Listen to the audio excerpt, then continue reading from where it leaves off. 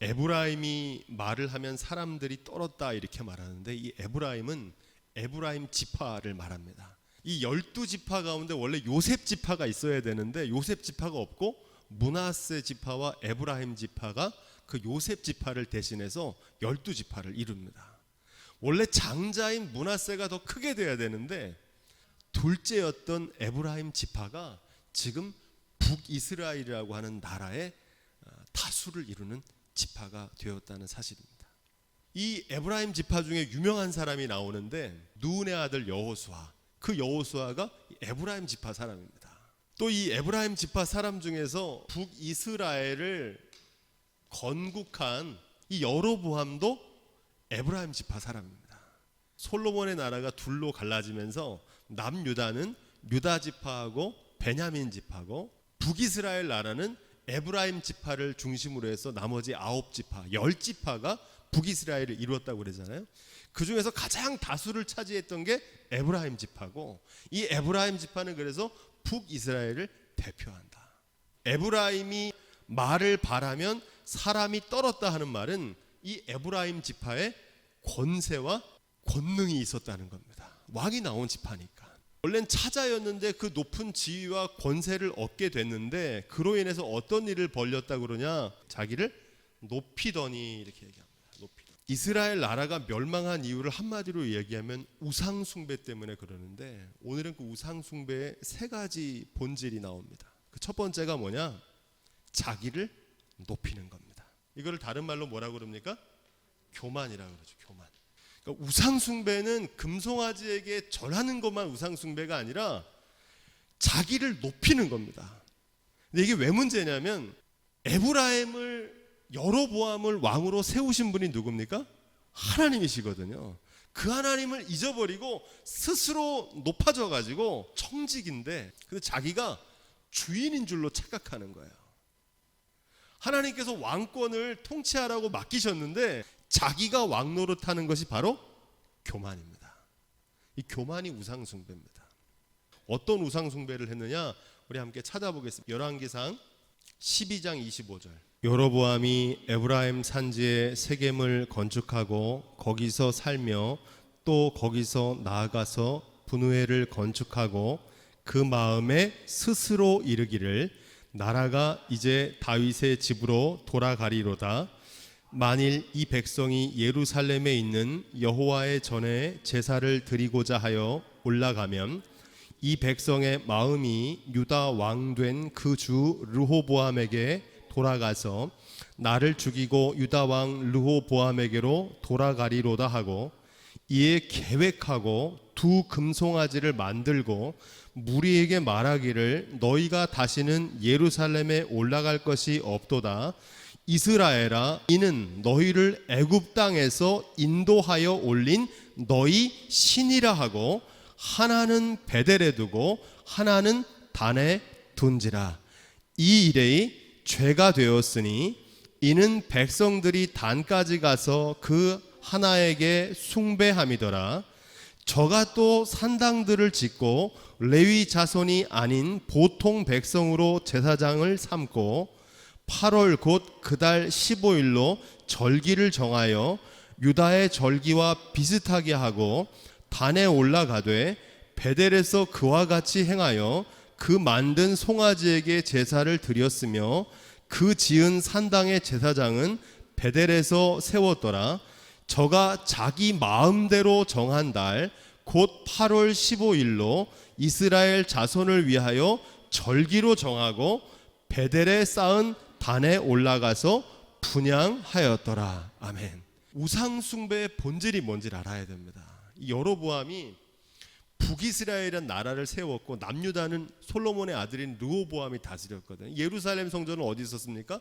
남유다에 있었거든요. 이게 믿음이 좋은 이스라엘 백성들이 제사드리러 예루살렘으로 다 내려가게 되니까 자기 나라가 무너지게 생긴 거예요. 그래서 생각해낸 게 금송아지를 2개 만들어 가지고 이게 애굽에서 너희를 인도해낸 신이다. 그래서 예루살렘 갈 필요 없고 이 베델에서 이 산당에서 예배 드리면 그 예루살렘 가서 드리는 거하고 똑같다. 여로보암이 그런 우상 숭배를 하는 겁니다. 자기 자신의 나라를 위해서 하나님께 예배하는 것, 하나님께 분향하는 것, 하나님의 제사장을 세우는 것을 자기 마음대로 정한 거예요. 이게 여로보암의 길이고 여로보암의 우상숭배입니다. 왜 이런 일을 저질렀냐? 여로보암이 자기를 높여 교만해져서 주님의 교회에서 자기가 왕처럼 행사하는 거예요. 훗날 바알 숭배, 우상 숭배의 원조가 됩니다. 원조. 여로보암의 길들을 그 후에 모든 왕들이 따라가고 북이스라엘의 왕들만 따라가는 게 아니라 심지어는 남유다의 왕도 이 여로보암의 길을 쫓아갑니다. 그 대표적인 사람이 누구냐면 바알 숭배를 들여온 아합 왕인데 한번 찾아보겠습니다. 열왕기상 16장 30절. 오므리의 아들 아합이 그 전의 모든 사람보다 여호와 보시기에 악을 더욱 행하여 느밧의 아들 여로보암의 죄를 따라 행하는 것을 오히려 가볍게 여기며 시돈 사람의 왕 엘바엘의 딸 이세벨로 아내를 삼고 가서 바알을 섬겨 숭배하고 사마리아에 건축한 바알 사당 속에 바알을 위하여 단을 쌓으며 또 아세라 목상을 만들었으니 저는 그 전의 모든 이스라엘 왕보다 심히 이스라엘 하나님 여호와의 노를 격발하였더라. 그러니까 여로보암의 길을 쫓아갔다고 그럽니다. 누가? 아합 왕이. 그 금송아지가 애굽에서 데려온 너의 신이다 이렇게 여로보암 했는데 한 걸음 더 나가서 한 당 안에다가 누구도 데려다 놓은 거예요? 바알 신도 데려다 놓은 거예요. 우상 숭배의 원조가 여로보암이고 그 뒤를 쫓는 많은 왕들이 나왔는데 오늘 말씀에 호세아가 그걸 이어서 뭐라고 그러냐면 이스라엘 중에 자기를 높이더니 바알로 인하여 범죄함으로 망하였거늘. 여기서 망했다는 말은 원어를 살펴보면 죽었다는 말입니다. 그러니까 우상 숭배로 망했다는 말은 우상 숭배로 죽었다는 거예요. 영적인 죽음입니다. 하나님과의 관계가 단절됐다는 얘기예요. 우상 숭배를 통해서.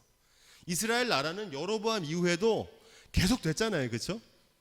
나라는 계속 보존됐는데 명맥은 유지했지만 영적으로는 어떻게 됐다는 거예요? 죽었다는 거예요. 우상 숭배의 결말은 죽음입니다. 결국은 망해요. 여러분 잘 아시는 계시록 3장 1절에 내가 내 행위를 아노니 내가 살았다는 이름은 가졌으나 죽은 자로다. 지금 우상 숭배한 여로보암과 여로보암의 길을 쫓았던 왕들은 비록 나라는 명맥을 유지했지만 살았다는 이름은 있지만 죽었다는 거예요. 영적으로. 요즘으로 바꿔서 얘기하면은 명실상부란 말이 있잖아요. 자신의 이름과 실상이 일치해야 되는 겁니다. 그런데 지금 이 북이스라엘은 어떠냐면 유명무실한 겁니다. 이름은 남아있는데 실상은 그 이름의 역할을 못하는 겁니다. 여러분 우리의 신앙생활에서도 명실상부한 믿음이 돼야지 유명무실한 믿음이 되지 않기를 주님으로 부탁을 드립니다. 이름이 중요한 게 아니고 이름값을 해야 된다는 말입니다. 위상과 지위에 걸맞는 역할을 해야 된다는 거예요. 2절 말씀, 이제도라고 하는 말은 지금 호세아가 예언하는 때입니다. 이 호세아가 예언하는 시대를 호세아 1장 1절에 이렇게 기록하는데 우시아와 요담과 아하스와 히스기야에 이어 유다의 왕이 된 시대, 곧 요아스의 아들 여로보암이 이스라엘의 왕이 된 시대에 이렇게 얘기합니다. 여로보암이 왕이 된 시대다 이렇게 얘기하는데 이 여로보암은 앞에서 말했던 사람은 여로보암 1세고 지금 여기서 말하는 여로보암 2세입니다. 이름은 똑같은데 시대가 달라요. 이름만 똑같은 게 아니라 이 여로보암 왕도 우상 숭배하던 여로보암 1세의 길을 쫓았던 겁니다. 저희가 더욱 범죄하여 그 은으로 자기를 위하여 이렇게 얘기합니다. 우상 숭배의 특징 중에 하나가 뭐냐면 자기를 위해서 우상을 만드는 겁니다. 참된 신앙의 본질 하나님께 예배하는 거는 뭐라고 그랬습니까? 자기를 부인하는 거거든요. 희생 제물이 뭡니까? 내가 쪼개지고 내가 부서지고 내가 죽어지는 거잖아요. 그러니까 내 뜻은 내려놓고 하나님의 뜻을 구하는 게 자기 부인이 돼야 되는데 우상 숭배는 어떻습니까? 모양은 똑같은데 정반대예요. 자기를 위해서 자기 욕심, 자기를 과시하는 수단으로 신앙생활을 하는 겁니다. 출애굽기 20장 4절에 모세가 십계명을 주면서 뭐라고 그러냐면 너를 위하여 새긴 우상을 만들지 말고. 누구를 위해서 우상을 만들지 말라고 그래요? 너를 위해서. 이게 그 말입니다. 우상은 왜 만드냐면 자기를 위해서 만드는 거예요.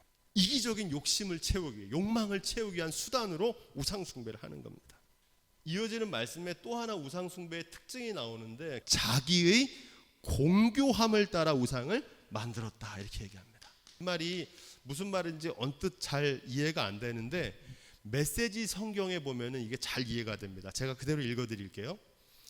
자신들의 용도에 맞게 신상들을 제조한다. 사람의 입맛에 맞춰주는 종교다. 알아서 척척 해주는 전문가들이 있어서 너희가 신에 대해 원하는 것은 무엇이든지 만들어 내놓는다. 이게 공교한 우상이라는 겁니다. 이게 무슨 말인고 하니 출애굽기 31장 1절에 보면은 첫 번째 금송아지를 만드는 장면 기억하시죠? 그 말씀에 보니까 이스라엘 백성들이 아론에게 찾아가가지고 우리를 인도할 신을 우리를 위해서 만들어내라 이렇게 얘기합니다.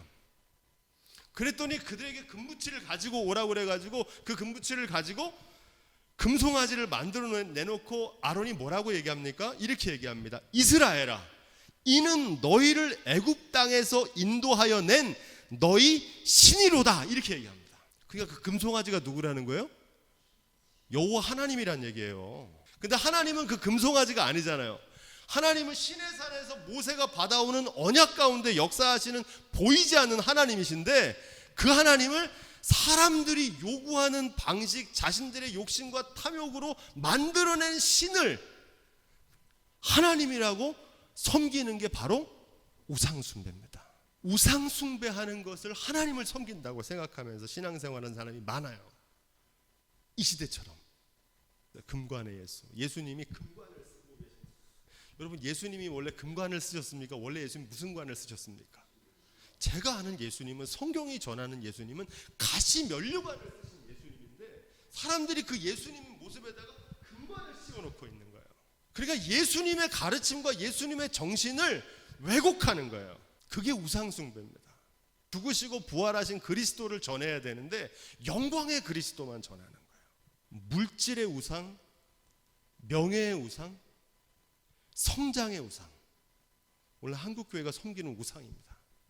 예수님으로 포장은 해놨어요. 하나님의 뜻이라고 그러는데 잘 보면은 그 속에 자기 영광을 구하고 있는 거예요. 하나님께 영광을 돌린다고 하면서 사실은 자기를 과시하고 싶은 거예요. 자기 과시. 그러니까 그게 뭘 섬기는 거예요? 우상을 섬기는 거예요. 대표적인 우상 숭배가 감리교회 감독회장 선거, 감독 선거는 현대판 우상 숭배입니다. 아니 목사님, 성직이 어떻게 우상 숭배입니까? 성직을 사단이 타고 들어가가지고 그 속에 명예욕과 무력과 권세욕으로 오염시켜버린 거예요. 그래서 감투 싸움이 됐기 때문에 원래는 거룩한 건데 그 거룩한 게 어떻게 된 거예요? 타락해서 우상이 돼버린 거예요. 이거를 분별해야 돼요. 그렇지 않으면 나도 모르는 사이에 하나님을 섬긴다고 하면서 뭘 섬길 수 있냐면 우상을 쫓아갈 수 있다고요. 지금 이 북이스라엘 백성들은 자기들이 하나님을 잘 섬기는 줄 알았어요. 근데 하나님하고는 전혀 상관없는 신앙생활을 하고 있는 거예요. 분향도 드리고 제사도 드려요. 절기도 지켜요. 겉으로 볼 때는 똑같아요. 근데 그 중심에는 하나님을 섬기는 게 아니라 뭘 섬기고 있는 거예요? 우상을 섬기고 있었다는 사실입니다.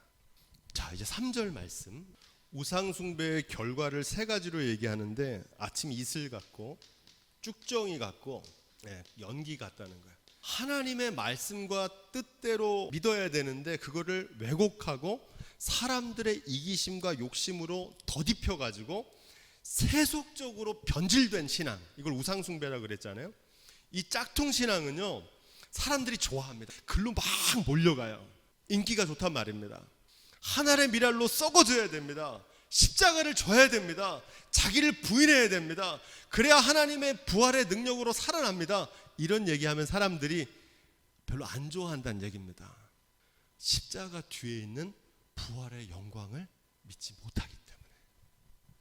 그런데 문제는 뭐냐? 이런 세속적으로 변질된 짝퉁 신앙은 사람들이 좋아하고 화려하지만 결정적인 하자가 있습니다. 시험을 이길 능력이 없습니다. 품질을 보증할 수가 없어요. 이 짝퉁은 모양은 똑같아요. 근데 이 가짜기 때문에 그 명품의 품질이 안 나온다고요. 이 신앙은 겉은 번지르르 해요. 모래 위에 지은 집처럼.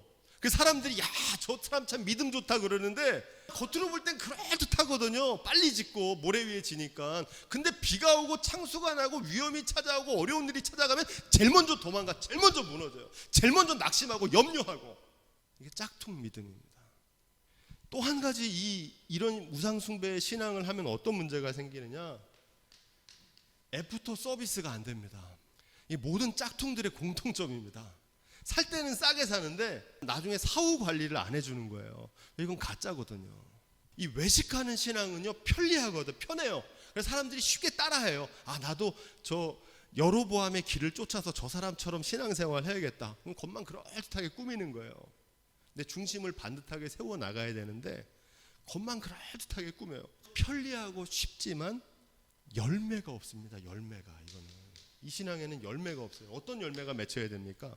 사랑과 희락과 화평과 인내와 자비와 양성과 충성과 온유와 절제, 믿음과 소망, 사랑의 열매가 맺혀야 되는데, 이런 외식하는 신앙생활하는 사람들이 모여있으면 어떤 일이 벌어지면 교회에서 분쟁이 일어나고 정죄하고 판단하고 갈등이 일어나요. 하나 되는 게 아니라 다툼이 일어나요. 뭐가 달라요? 열매가 다르게요. 결정적으로 이 신앙의 문제는 뭐냐면 천국에 못 들어가요. 나더러 주여 주여 하는 자마다 다 천국에 들어갈 것이 아니라 아버지의 뜻대로 행하는 자라에 들어가리라. 예수님께서 말씀하셨잖아요. 마태복음 7장 산상수훈의 결론입니다. 나는 너를 모른다는 거예요. 그날에 내가 주님의 이름으로 선지자 노릇도 했고, 내가 주님의 이름으로 능력도 행했고, 귀신도 쫓아냈고, 자기 나름대로는 잘했다고 생각했는데 알고 보니까 그게 주님의 말씀대로 순종하는 길이 아니라 외식하는 우상숭배의 신앙생활을 해왔던 거예요. 평생을. 우리나라의 복음주의 4인방이라고 해서요, 사랑의 교회 옥하는 목사님, 그리고 온누리교회 하영조 목사님, 그리고 이동원 목사님, 그리고 네 번째 분이 바로 이 남서론의 홍정길 원로 목사님이시거든요. 이분이 은퇴하신 다음에 글을 많이 쓰셨는데 그 중에 하나가 그렇게 믿어서 천국 가겠느냐는 겁니다. 글 제목이 천국을 바라보며 사는 사람이 그렇게 세속적으로 살 수 있냐는 거예요. 이분이 이런 글도 썼어요. 사랑과 섬김이 없는 한국교회 없어질지도 모른다. 어떤 기사에 인터뷰를 하셨는데 제가 소개를 드릴게요. 나의 목회는 실패라고 하는 인터뷰인데 제가 그대로 읽어드릴게요. 결론적으로 실패했구나 하는 생각이 듭니다. 제 목회 40년을 뒤돌아보고 제가 롤 모델로 삼았던 미국 대형교회 목사들을 볼 때 예배당 크고 사람 많이 모인 거 외에는 교회가 세상과 뭐가 다르냔 말입니까? 그런데 제가 그 허상을 쫓아왔어요. 지금도 사람들은 큰 것, 성장, 그것뿐이에요. 목표가 잘못 설정됐어요. 그런 점에서 실패해요. 그 사람들이 하는 제자 훈련도 해보고 선교도 열심히 하고 속아서 여기까지 왔어요. 다음 세대는 속지 않았으면 좋겠어요. 이분은 성공적인 목회자라고 복음주의 4인방이라고 했는데 이분이 목회가 어땠다는 거예요? 자기가 은퇴하고 나서 보니까 실패했다는 거예요. 교회는 크게 세웠는데 하나님 앞에서는 실패였다는 거예요. 이게 오늘 호세아가 경고하는 메시지입니다. 우리의 신앙이 우상숭배인지 아닌지를 점검해야 되는 이유입니다. 4절부터 5절 말씀, 나 외에는 구원자가 없다고 하나님께서 말씀하시는 겁니다. 그러니까 우상이 구원자일 수 없다는 거예요. 내가 애굽에서부터 너희를 이끌어냈고 너희의 삶의 주관자는 나 여호와 한 분밖에 없다는 겁니다. 예수님도 요한복음 14장 6절에서 이렇게 말씀하셨죠. 예수님께서 말씀은 나는 곧 길이요 진리요 생명이다. 나로 말미암지 않고는 아버지께로 올 자가 없다는 거예요. 유일한 길이란 얘기입니다. 예수님께서 하신 말씀이고, 사도행전 4장 12절에도 보면은 이와 비슷한 말씀이 나옵니다. 베드로의 설교인데 이렇게 얘기해요. 다른 이로서는 구원을 얻을 수 없나니 천하 인간의 구원을 얻을 만한 다른 이름을 우리에게 주신 일이 없음이라 하였더라. 아멘. 베드로가 설교한 거거든요. 천하에 예수 이름 외에는 다른 구원할 이름을 주시지 않았다는 겁니다. 여러분, 이 세 가지 말씀에 공통점이 있어요. 나 외에는 구원자가 없다. 나는 길이요 진리요 생명이다. 나로 말미암지 않고는 아버지에게 갈 수가 없다. 천하에 예수의 이름 말고는 다른 구원받을 이름이 없다는 겁니다. 이게 우리가 볼 때는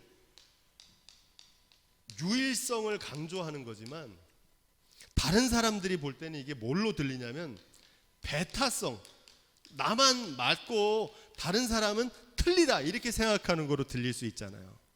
그럼에도 불구하고 저는 이 말씀이 진리인 줄로 믿습니다.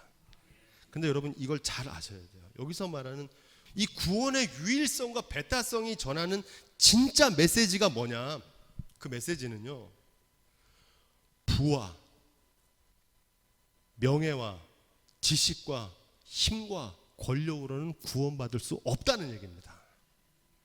그 얘기예요. 우상은 우리를 구원하지 못한단 말입니다. 아이들이 부르는 찬양 중에 이 복음이 담겨져 있어요. 돈으로도 못 가요, 하나님 나라. 힘으로도 못 가요, 하나님 나라. 어떻게 해야 가요? 거듭나면, 하나님의 자녀로 거듭나야 하나님 나라 갈 수 있다는 찬송이 있잖아요. 그런데 여러분, 힘으로 돈으로 갈 수 있다고 믿었던 사람이 있습니다. 그 사람이 누굽니까? 제 책에도 썼죠. 진나라 시황제. 이 사람은요, 불로초를 구해가지고 영원한 삶을 살려고 그랬습니다. 만리장성을 쌓아가지고 천년만년 안정적인 나라를 이루려고 그랬어요. 아방궁을 지어가지고 거기서 행복하게 살려고 그랬습니다. 그런데 진시황이 몇 살에 죽었다고 그랬습니까? 50세에 죽었고, 그의 나라는 흉노적을 막으려고 만리장성을 쌓는데 내란으로 망했어요. 내란으로.